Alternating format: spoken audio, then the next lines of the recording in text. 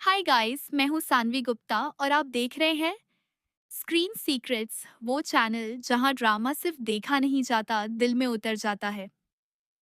आज का एपिसोड, भाई साहब, इतना इमोशनल, इतना कंफ्यूजन और इतना किस किस की भरपाई चल रही है कि लग रहा था कि ये लव स्टोरी नहीं, जीएसटी का हिसाब बन गया है।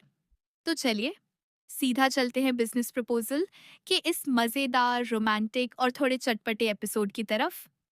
दोस्तों, पिछले पार्ट में हमने देखा कि हारी ने अचानक से तैमू को किस कर लिया था, लेकिन फिर वह तैमू से यह कहने लगती है कि यह एक गलती थी।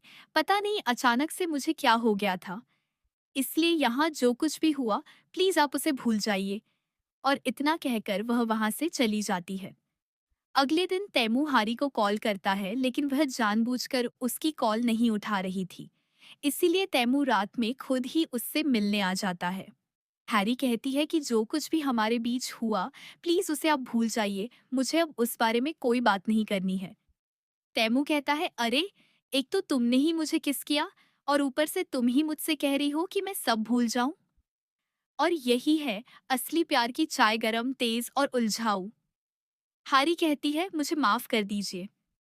तैमू कहता है, ठीक है, मैं तुम्हें माफ कर दूंगा, लेकिन अब तुम्हें उसकी भरपाई करनी होगी। हारी कहती है, ठीक है, मैं भरपाई कर दूंगी, आप जितने पैसे मांगेंगे मैं दे दूंगी। तैमू कहता है, तो फिर ठीक है, तुम मुझे उस किसके बदले डिनर करा सकती हो। अब हारी तैमू को डिनर करा रही होती है, लेकिन इस रेस्टोरेंट की हर डिश बहुत ही महंगी थी। हारी के पास पेमेंट करने के लिए इतने पैसे नहीं होते हैं, इसलिए तैमू को ही सारा पे करना पड़ता है। हारी कहती है, आपको बिल नहीं भरना था, मुझे भरना था, आपने ऐसा क्यों किया। तैमू कहता है, मुझे तो उससे भी ज्यादा कीमती चीज चाहिए। भाई, अब ये लाइन तो किसी के ड्रामा पोएट्री नाइट में फ्रेम कर देने लायक है। यहाँ हम देखते हैं कि जिन्यंग और संघून में अब सब कुछ ठीक हो चुका था। जिन्यंग ने आज अपने हाथों से उसके लिए खाना बनाया था, लेकिन संघून को खाना बिल्कुल भी पसंद नहीं आता। फिर भी वह कह देता है कि खाना अच्छा बना है। जिन्यंग कहती है, तुम झूठ बोल रहे हो, मुझे सच बताओ ताकि मैं अगली बार अच्छे से बना सकूं। इतना कहने पर ही संघून उसकी हर एक डिश में कमी निकालने लगता है।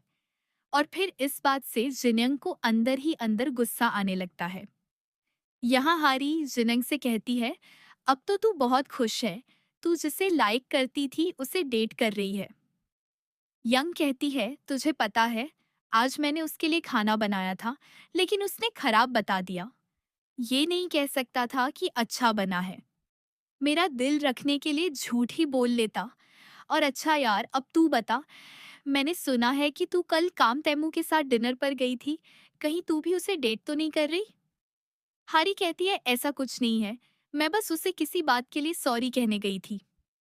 जिनयंग कहती है, कहीं ऐसा तो नहीं कि वो तुझसे बदला लेना चाह रहा हो, कहीं वो तेरा फायदा तो नहीं उठाना चाह रहा, और अगर पसंद करता है तो वो तुझे परेशान क्यों कर रहा है। अब यह दोस्ती नहीं, डिटेक्टिव कॉर्नर लग रहा है। यह सुनकर हारी परेशान हो जाती है। यहाँ संघून जिन्यंग को बाहर हाइकिंग के लिए लेकर आया था, लेकिन जिन्यंग इस बात से परेशान हो जाती है। वह कहती है, यह आखिर मेरा बॉयफ्रेंड है या ट्रेनर जो मुझे ऐसी जगह पर लेकर आया है। यहाँ तैमू ने फिर से हारी को मिलने के लिए एंटरटेनमेंट पार्क में बुलाया था। हारी उससे कहती है, आपने मुझे यहाँ क्यों बुलाया, हम तो किसी रेस्टोरेंट में जाने वाले थे। तैमू कहता है, मुझे वहां नहीं जाना है, अगर तुम्हें किसकी भरपाई करनी है तो मुझे बस तुम्हारा आज का पूरा दिन चाहिए। यह सुनकर हारी दिल ही दिल में खुश होने लगती है। वो इसके लिए मान जाती है और फिर ये दोनों इस जगह पर खूब मस्ती करने लगते हैं। यहाँ जिन्यंग और संघून में किसी बात पर तैमू को लेकर लड़ाई हो जाती है। जिन्यंग कहती है, तुम हर टाइम उसकी ही साइड लेते रहते हो, ऐसा करो उसे ही अपनी गर्लफ्रेंड बना लो। और फिर वह गुस्से में नाराज होकर वहां से जाने लगती है। संघून उसके पीछे उसे मनाने जाता है, लेकिन तभी जिन्यंग के पैर में मोच आ जाती है। संघून एकदम से परेशान हो जाता है और फिर वह उसे अपनी पीठ पर बैठाकर नीचे की तरफ ले जाने लगता है। उसका यह प्यार देखकर जिन्यंग अपनी नाराजगी भूल जाती है। वह कहती है, मुझे माफ कर दो, मैंने तुम्हें बिना वजह ही इतनी बातें सुना दी, लेकिन अब मुझे तुमसे दोबारा से प्यार हो गया है। यहाँ हारी और तैमू अभी भी एंटरटेनमेंट पार्क में थे। वे दोनों बैठकर कॉर्न डॉग खा रहे थे। तभी हारी को उसकी माँ की कॉल आती है। वह बताती है कि तुम्हारे पापा की तबीयत खराब है, वह हॉस्पिटल में है। यह सुनकर हारी परेशान हो जाती है। फिर वह जल्दी से हॉस्पिटल पहुंच जाती है। लेकिन तभी तैमू भी उसके पीछे पीछे आ गया था। हारी की माँ कहती है, ये कौन है? हारी उनसे झूठ बोल देती है, ये हमारी टीम के सुपरवाइजर हैं। ये मिस्टर बिन हैं, जिनके बारे में मैंने आपको पहले भी बताया था। हारी की माँ कहती है, ओह अच्छा, लेकिन मैंने तो सुना था कि वो काफी उम्र के आदमी हैं, लेकिन यह तो इतनी ज्यादा उम्र में भी काफी जवान लग रहे हैं। तैमू हारी के पिता को वाईपी रूम में शिफ्ट करा देता है। हारी की माँ तैमू से कहती है, आपको यह सब करने की क्या जरूरत थी? यहाँ मिन्हू हारी से मिल उसके घर आया था, लेकिन तभी उसके हाथ में चोट लग जाती है। वह बैंडेज लेने हारी के रूम में आ जाता है और तभी वह उसके वार्डरोब में उस कॉन्ट्रैक्ट को देख लेता है जो तैमू ने हारी से नकली गर्लफ्रेंड बनने के लिए साइन करवाया था। अब मिन्हू यही सोच रहा था कि वे दोनों असल में नकली रिलेशनशिप में हैं। यहाँ हारी तैमू को बाहर छोड़ने आती है और तभी मिन्हू आ जाता है। वह तैमू को मारने लगता है। तैमू कहता है, क्या तुम पागल हो गए हो? ऐसा क्यों कर रहे हो? मिन्हू कहता है, तुम हारी की जिंदगी से चले क्यों नहीं जाते? हारी उन दोनों को किसी तरह से रोक लेती है। फिर वह मिन्हू को तैमू से अलग ले जाती है। मिन्हू कहता है, तुमने पैसों के खातिर इस कॉन्ट्रैक्ट को साइन किया था ना? यह मुझे तुम्हारे रूम में मिला था, लेकिन क्या तुम मुझे पहले नहीं बता सकती थी इस बारे में? उस कमीने ने ये तुमसे जबरदस्ती साइन कराया होगा। हारी कहती है, देखो, ये मेरा अपना पर्सनल मामला है, फिर मैं तुम्हें इस बारे में पहले क्यों बताती? मिन्हू कहता है, कांग तैमू एक अच्छा इंसान नहीं है। वह तुम्हें यूज करके छोड़ देगा।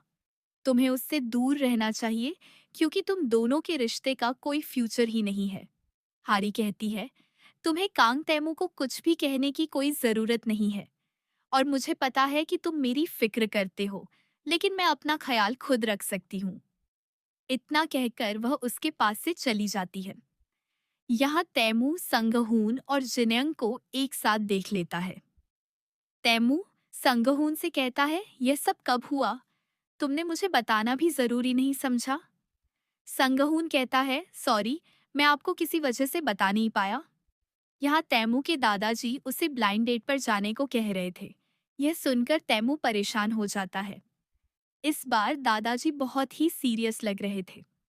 संगहून तैमू से कहता है, अब आप क्या करेंगे? अब तो आपको अपने दादाजी का कहना मानना ही पड़ेगा। और क्या अब आप हारी को भूल जाएंगे? और आपको तो आज रात ही डेट पर जाना है।